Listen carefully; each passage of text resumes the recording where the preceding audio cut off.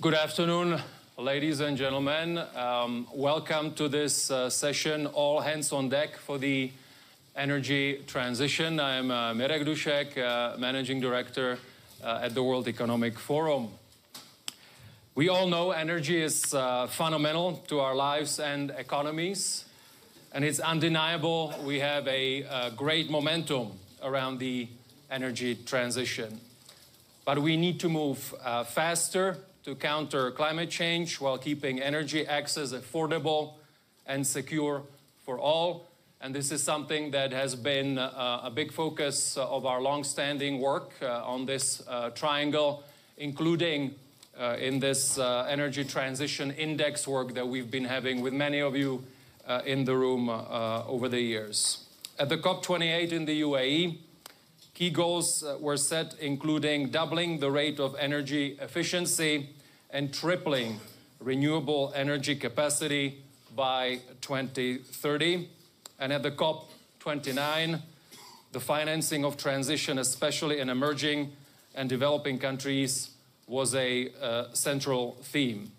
But again, returning to the message on pace, we need more pace on both fronts. We need more pace on doubling the rate of energy efficiency and tripling renewable capacity. So this is also at the core of our session today. And the session will have two parts. In the first part, I'll have the pleasure to have special remarks here from the podium, and then we will have an interactive discussion with the august panel that I have here with me. So without further ado, I would like to welcome on stage here at the podium Ursula von der Leyen, President of the European Commission, for your opening remarks. Madam President.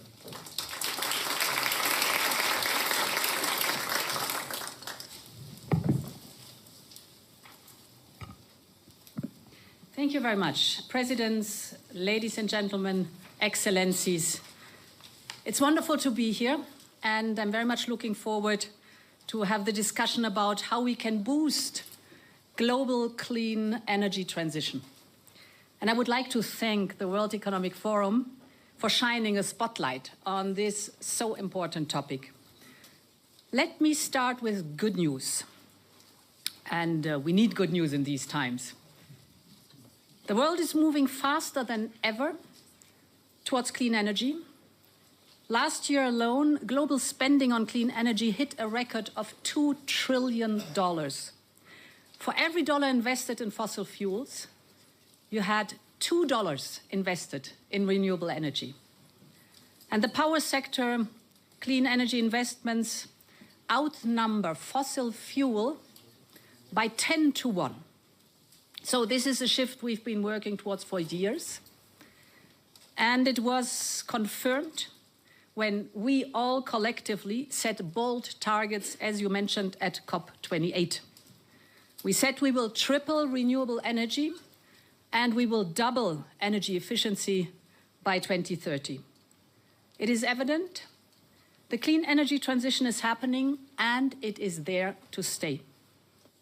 And this is not only good news for the planet, this is also good news for innovation.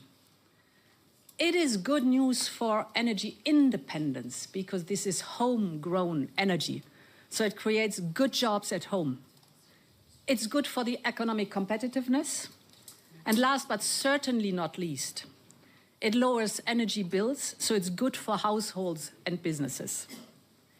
Now, despite this progress, two big challenges I want to address. First, not everyone is part of this global clean energy transition.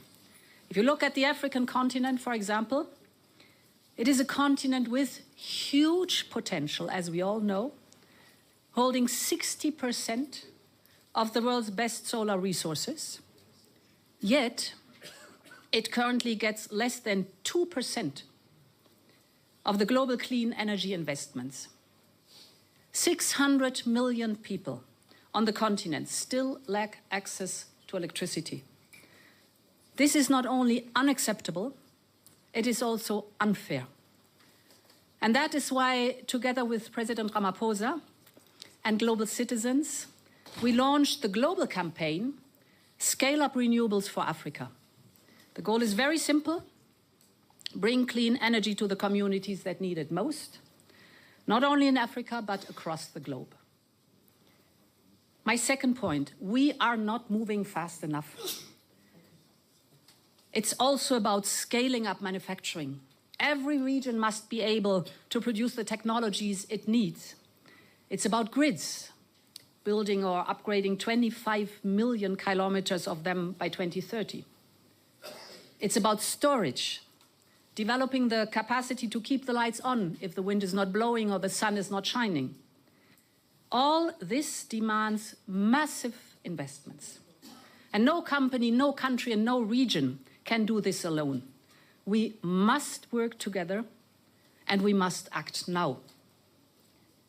And this is why today we launch the Global Energy Transition Forum. We're bringing together partners from all over the world, from Brazil to the UK, the United Arab Emirates, to Kenya, South Africa, Canada, and many others, and many more to come. We have set ourselves 3 goals. First, we have to sustain the momentum of our historic global energy agreement. So these global energy targets must find their way in the next wave of nationally determined contributions, the famous NDCs. We need to turn collective promises into measurable progress.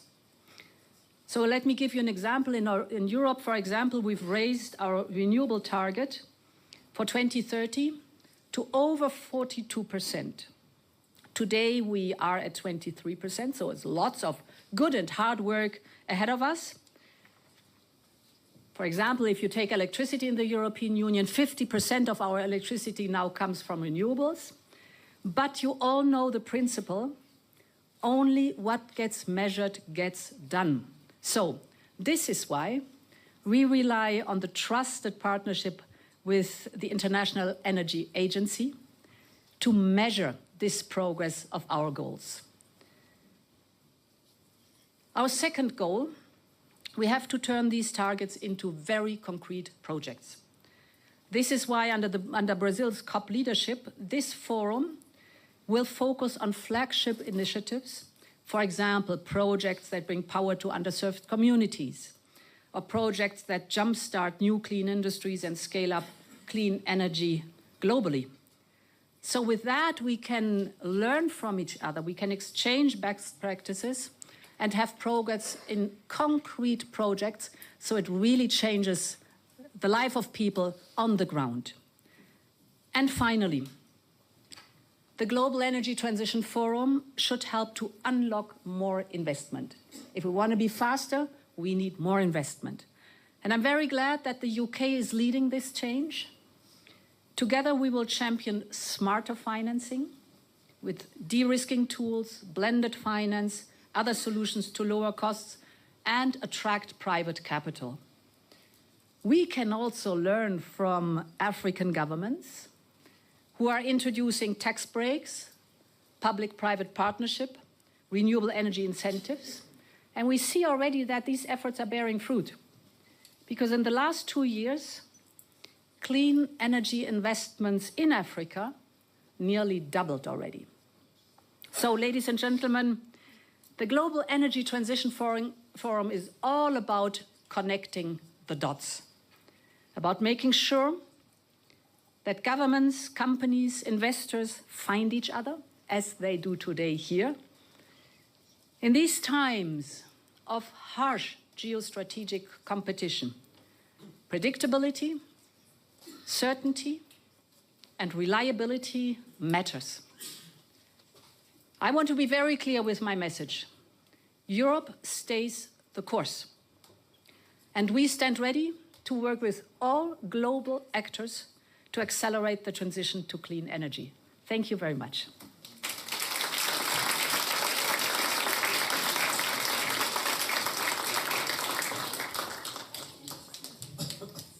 Madam President, thank you so much for your opening remarks. I would like to now give the floor to President of Peru, Madam Boluarte.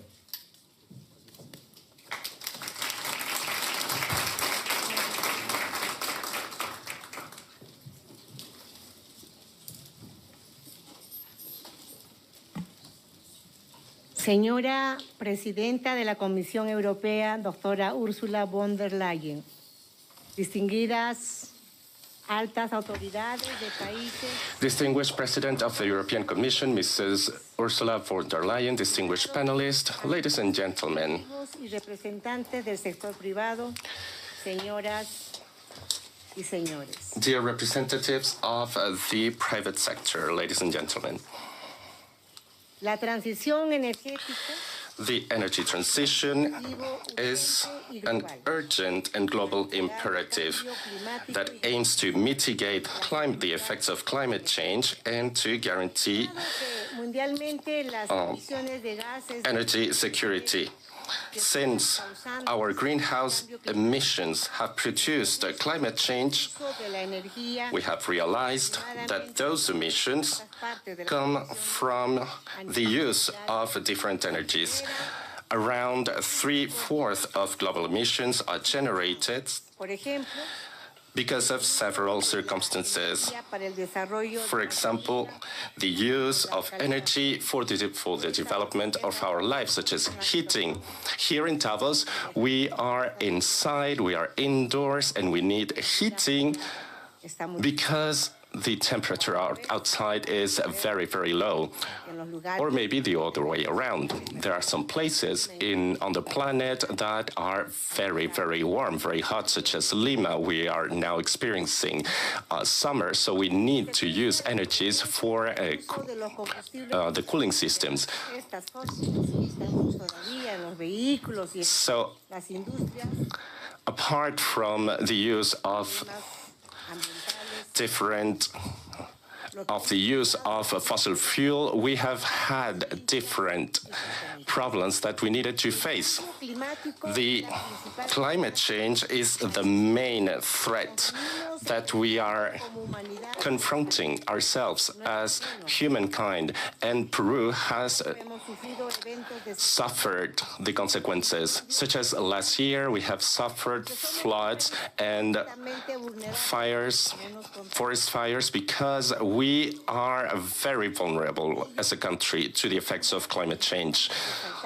Let me give you an important information. We ourselves as planets, we do have already the higher temperature that we are supposed to. We committed ourselves with the Paris Agreement in order to keep on working on a global level. And I hope as time passes, we'll be able to achieve that 1.5 degrees temperature increase for our planet. And we need to apply specific actions that will help us revert this trend in the increasing temperatures, something that we are suffering from more and more. We're all suffering from this. We see that the climate is changing. The whole climate system is changing. In Peru, in spite of the fact that our greenhouse effect emissions are less than 1%, we have instruments and regulations that will allow us move towards cleaner sources of energy with less greenhouse effect emissions that will be less polluting. We're a country with a great energy potential. I'm referring to renewables, things like solar energy, wind energy sources, and energy transition is an opportunity in order to diversify our sources of energy and to reduce our dependence on fossil fuel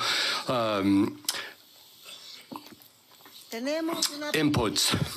We've national policy in place for energy efficiency from here till 2040. And through these policies, we want to ensure energy for our population, but these energy sources must be as clean as possible, making use of the potentials in our country regarding wind farms that are known as parks with windmills, as we call them, spaces where we can make use of solar energy and biomass.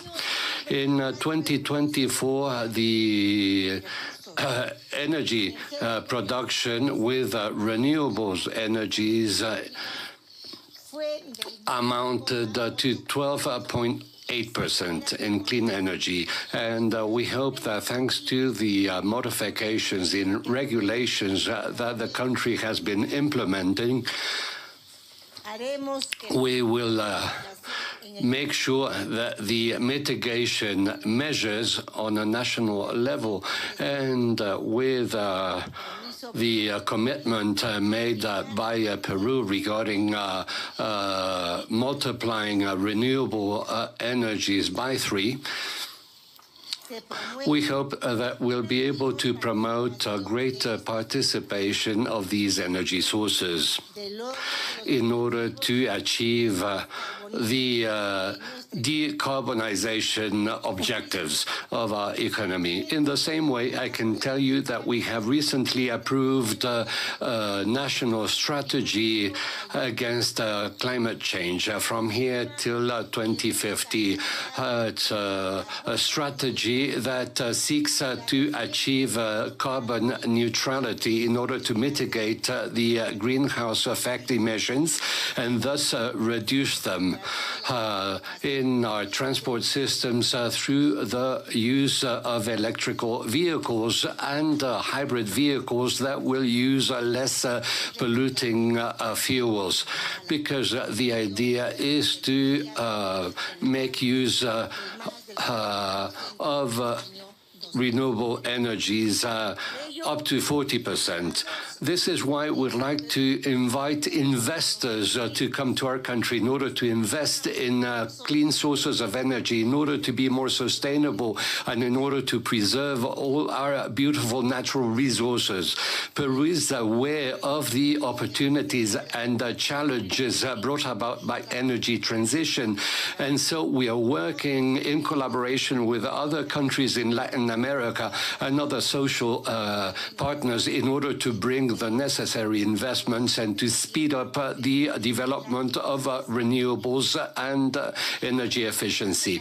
In the framework of the Pacific Alliance, together with Mexico, Chile, and Colombia, Peru is promoting regional integration and the cooperation in different areas, including energy, through this alliance I have just mentioned that seeks to promote investments in clean energy projects, facilitating energy transfer and to ensure an energy transition that will be just, that will be fair, that will respect our national priorities. Peru is committed to energy transition, and it is collaborating actively with international actors in order to achieve this objective within this framework. The Global Forum on Energy Transition is presented as the right platform in order to strengthen these collaborations and to facilitate know-how exchange and to attract investments and to speed up the implementation of different international climate agreements. Peru is a country that has many natural resources. 60% of our territory is made up by woodlands, and 20% is made up by natural protected areas.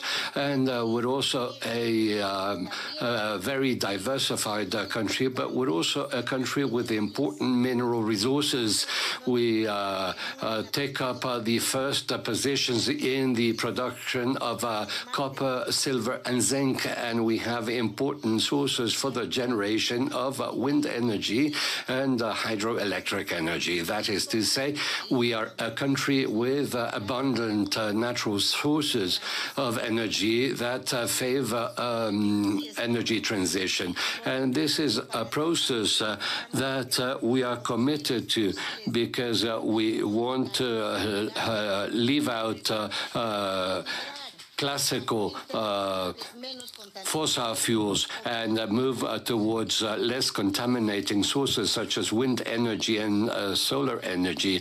We have wind farms in Peru, many, and I'm sure that making sure of all our assets will be contributing to a better world for humanity.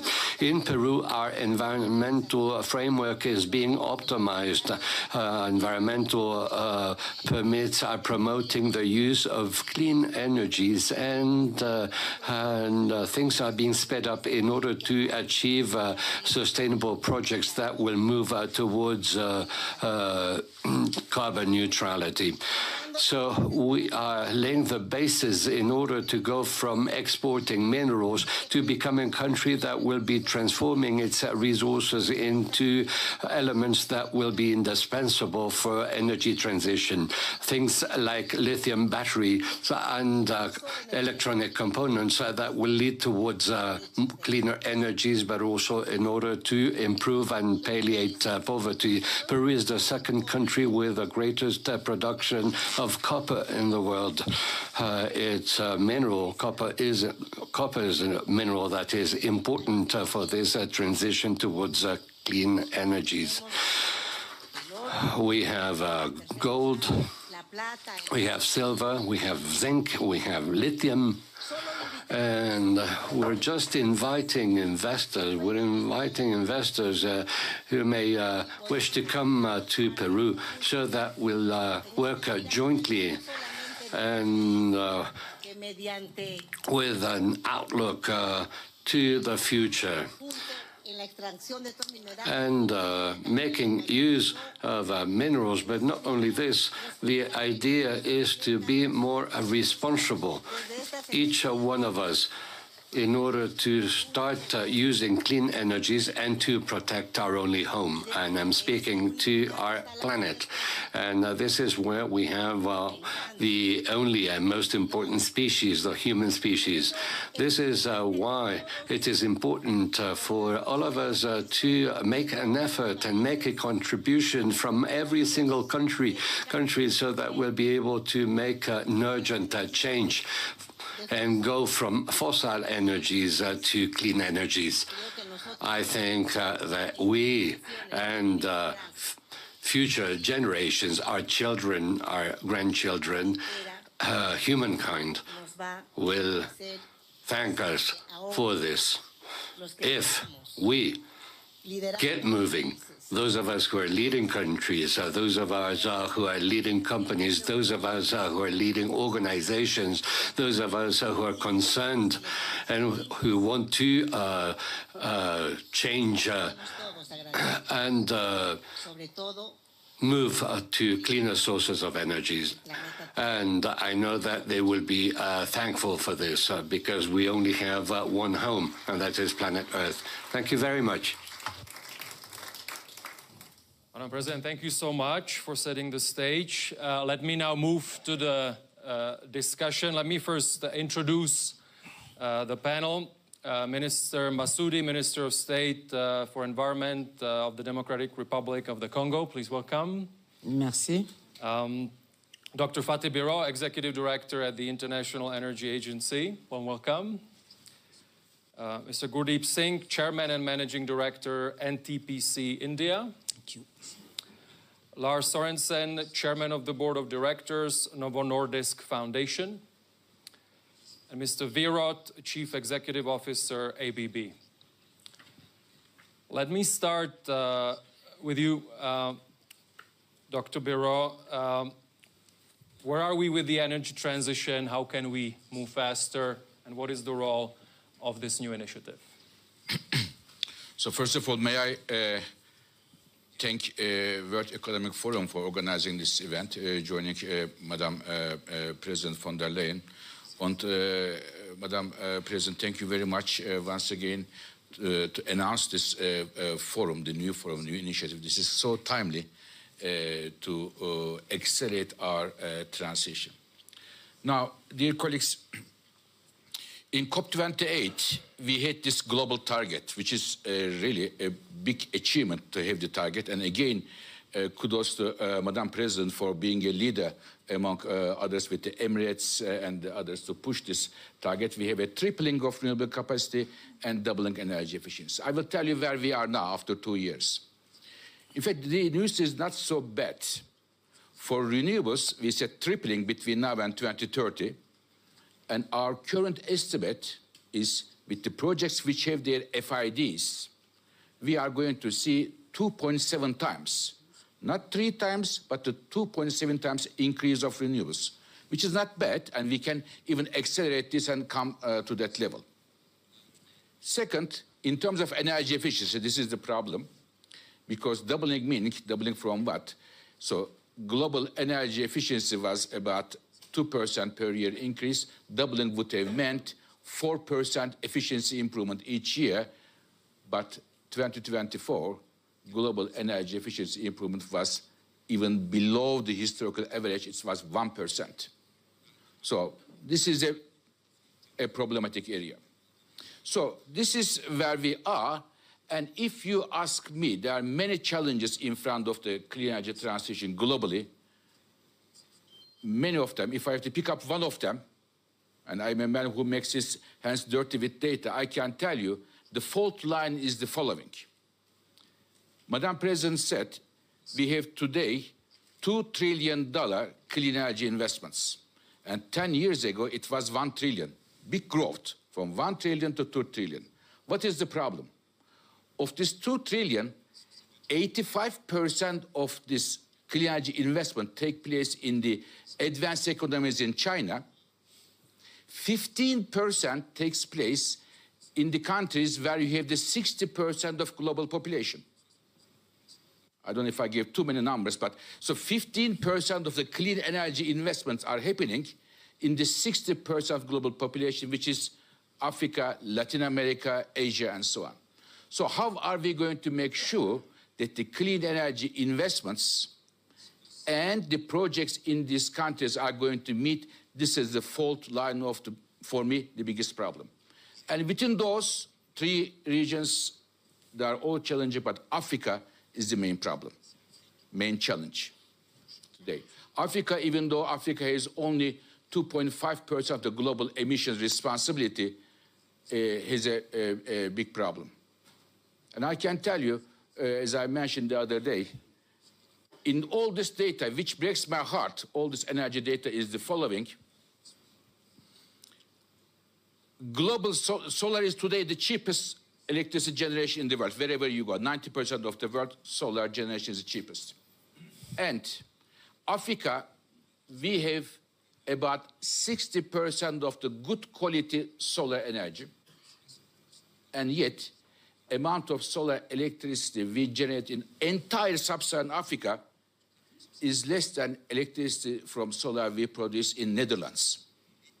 So think of the map. The sub-Saharan Africa and Netherlands is a bit small. I'm sorry, Mr. Minister, a bit small compared to sub-Saharan Africa, and not as sunny as the Africa as well. So this is the issue of the financing. And therefore, again, another initiative that you announced today, Madam President, together with President Ramaphosa, the renewable energy in Africa is an excellent one. And we have G20 this year.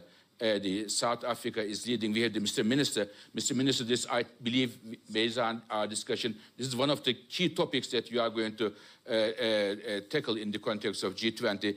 And I believe this is the main problem. If I make 2 last points. In Davos, everywhere, I am sure people like me who work on energy gets a lot of question. What is more important? Energy security or energy transition? Which one we should do the priority? I deny to answer this question. It is an annoying question because we can do both of them. With well-designed energy transition policies, we can have the best energy security. And with a well-designed energy transition policies, we can bring the prices down. We can bring prosperity to the people, and we can create jobs. And this has been done. This will be done. So therefore, to antagonize these two important objectives for the human being today is, in my view, misleading. We can do both. We have been doing many things like that before as the world, and this is critical. And my last point is that while we go to the clean energy transition, we are going to use a lot of so-called critical minerals. It is the lithium, it is the copper, it is many other critical minerals, and it is, I hope, that the countries here like Peru, copper is the lifeblood of the electrification of the future. We need a lot of copper for the electrification. We need lithium. So therefore, the more they are distributed around the world, the more these countries are not only mining, but also refining at home, processing at home and sell it much more expensive rather than just a raw material, which is a lazy way to do it, is very good for their economies, for the diversification of these sources, and for all of us. Just wanted to make this point as well. Thank you so much for setting the stage further.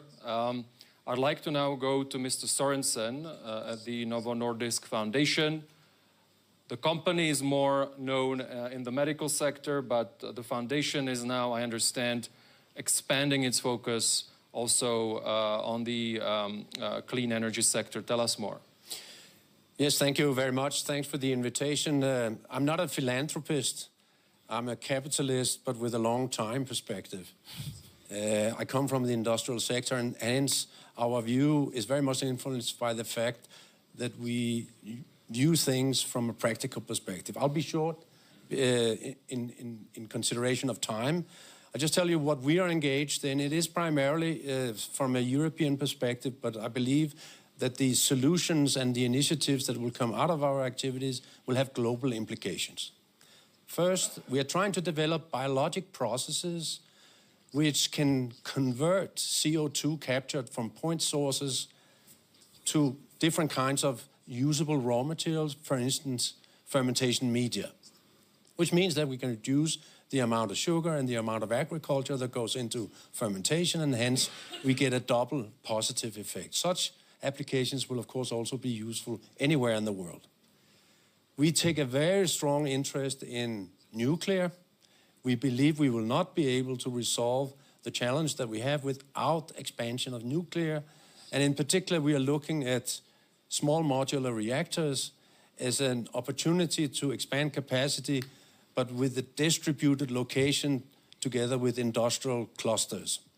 We are willing to participate in testing and commissioning of such new reactors to demonstrate to the world that they are feasible.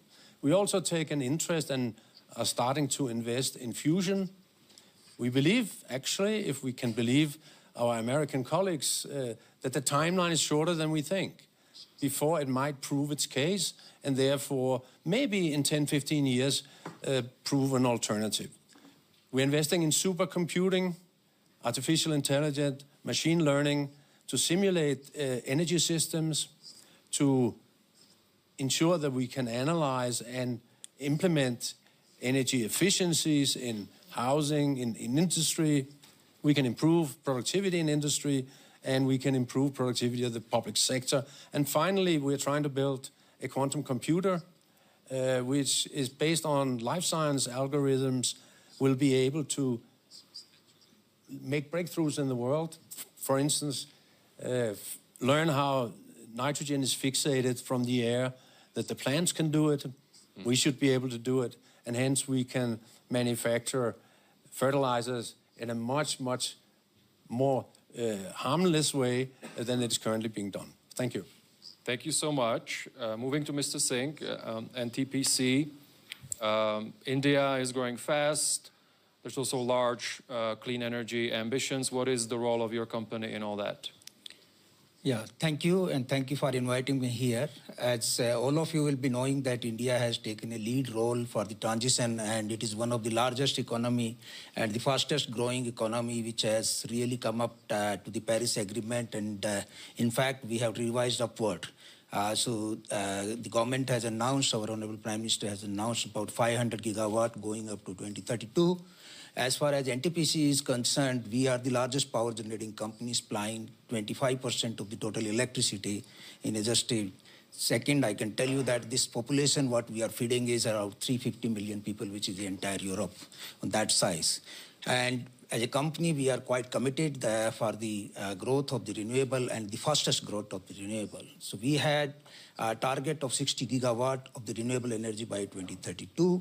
As of now, we have 4.5 gigawatt of the solar plus wind, which is commissioned, and 14 gigawatt is under construction.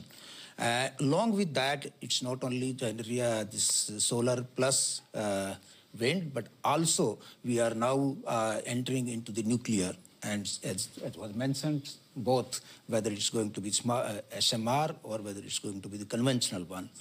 And the another one is that we are also working for the circular economy, which is doing the carbon capture and utilizing the green hydrogen. The government of India has come out with a very ambitious plan of the green hydrogen mission, and we are working now on the producing the green hydrogen through the solar power because we have a very good potential on that, and that will be going in a long way to reduce the carbon footprint on that. Overall, our suggestion, Jaina, from particularly from my side, will be that one of the key factor is that what Fatih just mentioned, and Fatih has been tremendous, terrific on this all data and the kind of analysis, and then pushing forward that what should be doing. I think the single point is that how we can have the low-cost, long-term financing, which can really help both underdeveloped as well as the developing economy to accelerate this transition. I think that will be kind of the equitable for the whole humanity rather than only for one country. Thank you. Thank you so much. I'll move to Mr. Wierod. Muchas gracias. Vamos a... company, but active across emerging markets. How can we scale private investments in clean energy in some of these markets, from your experience? Yeah, I think here it's important. We talked about this, if I've made mention here already, about the security versus the energy transition.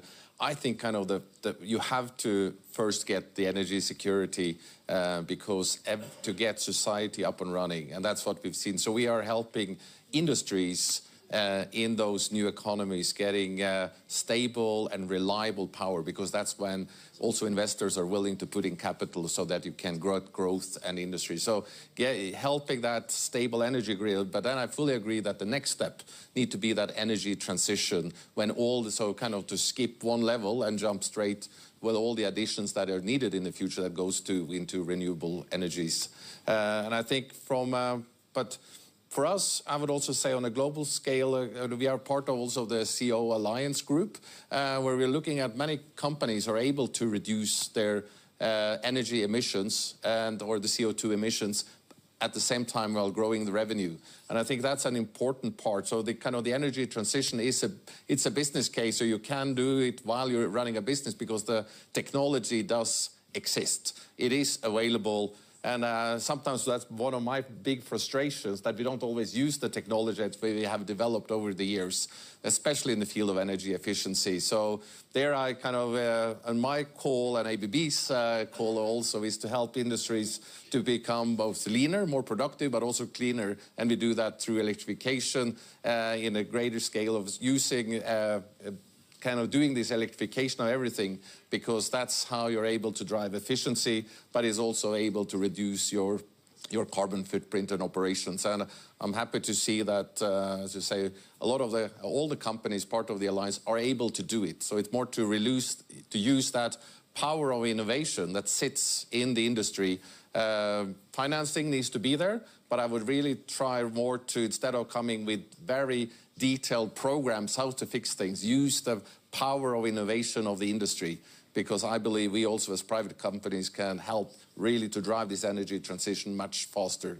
So that's the, I hope that's also now been the theme of this, this event. Thank you so much.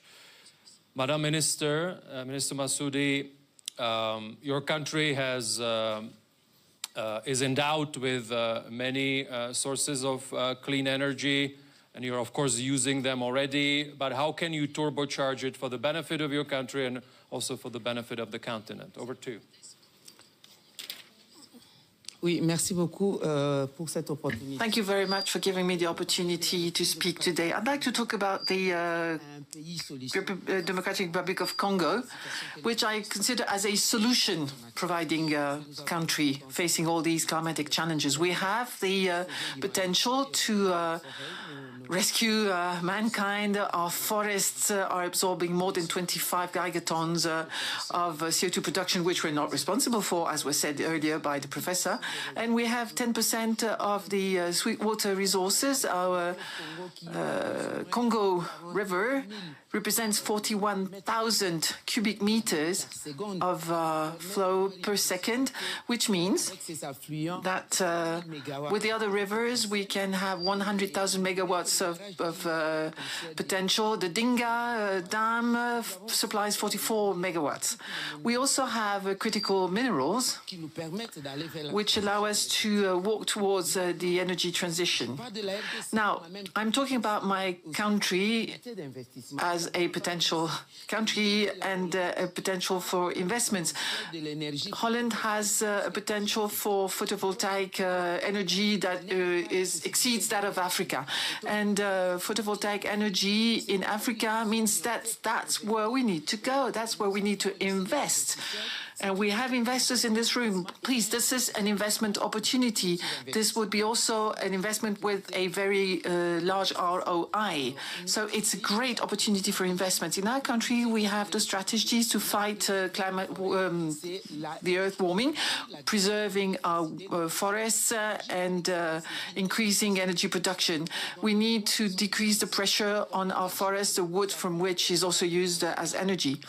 We have a national agency for energy services in the rural areas, which use hybrid energy, hydroelectric plus photovoltaic energy sources. 14% only of the population in our country have access to energy, but an increasing number of households are turning towards photovoltaic energy sources, and we also want to use the hydroelectric power sources, very powerful, that can be used for mining industry, for instance, where we don't want to use fossil fuels.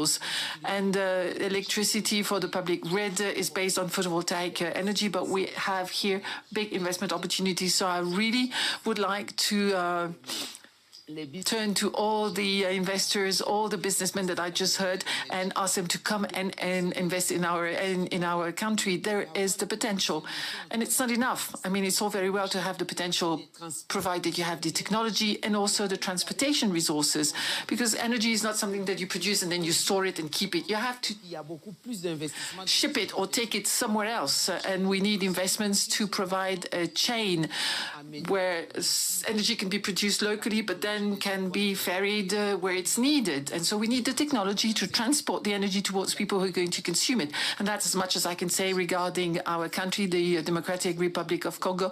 The way we face the climate-related changes, we are providing nature-based solutions to try and keep the Earth temperature below an increase of 1.5 degrees and zero carbon by 2050 and a carbon-sober economy. Merci beaucoup. Thank you so much. Merci infiniment. Madam Minister, I would like to thank all the panelists. Clearly, we only scratched the surface. What is important, we had a great announcement here, and there was across this panel a clear ambition to get there, and you can rest assured that also the World Economic Forum will keep working on this. Thank you so much.